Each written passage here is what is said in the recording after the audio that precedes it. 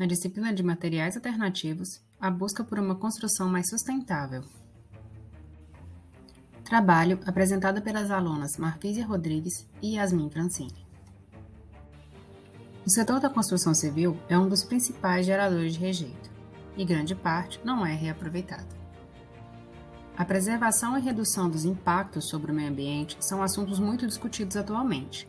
Ser sustentável, então, deixou de ser unicamente um cuidado com o meio ambiente, e sim uma preocupação com o futuro de milhões de indivíduos. Daí, a busca por materiais alternativos na construção civil se faz presente, desde a fundação à finalização da obra. Dentre outras técnicas, abordemos as utilizadas com o solo-cimento. A sua utilização, como exemplo, em construções no baldrame, em paredes maciças apoiadas diretamente sobre o solo, na alvenaria com a utilização de tijolos e blocos, no piso e contrapiso, calçadas, com uso de intertravados, contenção de córregos e revestimentos de taludes com uso do solo-cimento ensacado, como vimos acima. Usado pela primeira vez em 1915 nos Estados Unidos, em uma rua com uma mistura de conchas marinhas, areia de praia e cimento Portland. No Brasil, foi usado pela primeira vez em 1945 na cidade de Santarém, onde foi construída uma casa de bombas em caráter experimental com 42 metros quadrados. Em 1948, em casas residenciais em Petrópolis, Rio de Janeiro, e em 1953 no Hospital de Tuberculosos de Manaus. Para as vantagens do uso, destaca-se a economia de energia na sua fabricação, já que para se ter 1.000 tijolos de argila, precisam ser queimados 1 metro cúbico de madeira, o que equivale a mais ou menos 6 atos de porte médio. Podemos destacar ainda o custo do frete e a reutilização depois de quebrados. Os tijolos ecológicos possuem módulos de encaixe e estão revolucionando a construção civil, no que tange então a velocidade e a praticidade, possibilitando uma economia de até 60% ao final de toda a obra. E lembremos que o tijolo ecológico é fabricado somente com o solo, cimento e água. Há no mercado produtos com diferentes dimensões e tipos de encaixe. Em termos de composição, há opções que incorporam resíduos da construção civil ou orgânicos, como bagaça da cana, reforçando os atributos ecológicos da solução. Mas então, qualquer solo é ideal para fazer construções em solo-cimento? Na verdade, para ser usado, a mistura deve ser muito parecida com o arenoso utilizado em argamassas de alvenaria e reboco. Ele não deve ter muito barro, mas também não deve ser somente areia. Bora ver os ensaios? O solo utilizado como matéria-prima provavelmente será o que se encontra no terreno onde ficará a obra. Os ensaios devem ser realizados com terra coletada em vários pontos diferentes desse terreno, bem separados uns dos outros, tomando 30 pontos de amostragem como base. Se a maioria das amostras do solo satisfizer pelo menos um desses ensaios, o solo então é adequado. Ensaio de resistência seca. Com o solo bem molhado, faça 2 ou 3 pastilhas com mais ou menos 1 cm de espessura e 3 a 4 cm de diâmetro. Como forma, use latas de leite em pó ou similares. Deixe secar ao sol por 2 dias. Depois desse tempo, com o polegar e o indicador, tente esmagar as pastilhas. Se elas partirem sem muito esforço, então pode usar o solo. Ensaio do bolo. Com uma porção de solo bastante úmido, faça uma bolinha. Coloque a bolinha na palma da mão.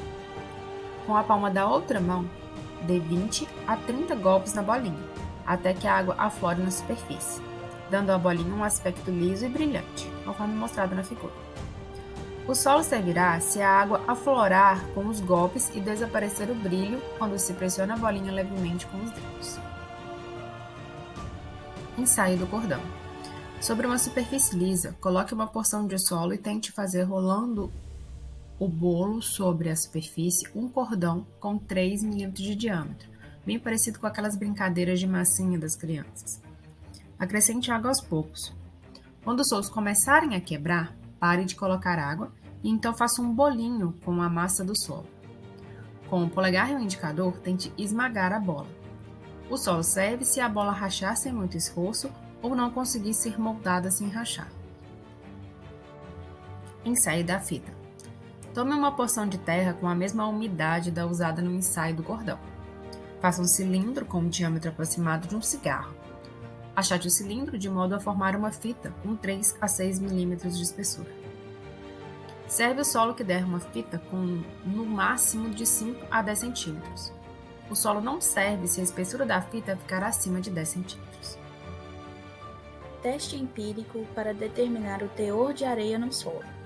Este teste é destinado ao técnico ou engenheiro da obra e serve para avaliar o quanto de areia aproximadamente no solo usado.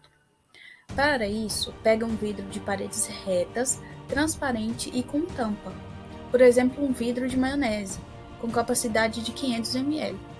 Com o solo a ser testado, encha o vidro até 1/3 de sua altura. Meça a altura da camada de solo, anote e chame o valor de X. Complete com água até 2/3 da altura do vidro. Adicione 2 colheres pequenas de sal de cozinha. Tampe o vidro e agite bem. Deixe descansar por 1 hora. Depois disso, a areia vai se separar dos outros materiais do solo. Meça a altura da camada de areia no fundo do vidro, anote e chame o valor de Y. Pegue o valor de Y, divida pelo valor de X e multiplique por 100. O resultado do cálculo é o teor em porcentagem de areia no solo, aproximadamente. Porcentagens de areia e argila no solo. O solo adequado para o uso do solo cimento é aquele que possui 30% de argila e 70% de areia. Aceito quando contém 50% de argila e 50% de areia. E inadequado se houver 55% de argila e 45% de areia. Ainda com relação à qualidade, podemos ver que o solo vermelho ou amarelo possui boa qualidade. Os saibros ou arenosos possuem excelentes qualidades. Já os solos pretos possuem má qualidade. Como escolher a água? Geralmente, se a água for potável, ela estará apta para o uso. Se a água for proveniente de poços ou cisternas, é recomendável analisá-la em um laboratório especializado para se certificar de que não há substâncias nocivas à hidratação do cimento, tais como matéria orgânica e sulfatos dissolvidos nela. A seguir, veremos 2 processos de fabricação. Nesse primeiro, usaremos a forma manual.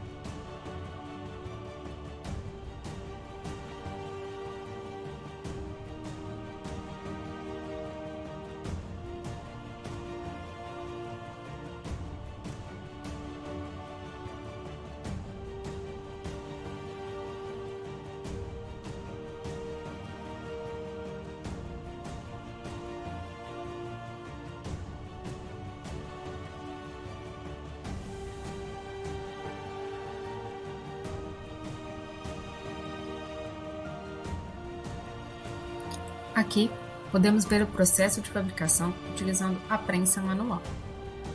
O maquinário faz com que a produção seja mais rápida, com isso a possibilidade de fabricar mais unidades ao dia. Assim, conclui-se que o solo cimento viabiliza a construção civil em locais distantes dos centros urbanos, diminui o custo do empreendimento, já que o solo do próprio local da obra pode ser empregado como material de construção, e possui grande apelo ecológico, porque evita a queima de madeira usada no método tradicional de fabricação de tijolos cerâmicos. Agradecemos a atenção de todos e logo abaixo está a nossa bibliografia dos sites os quais utilizamos para realizar esse trabalho. Obrigada.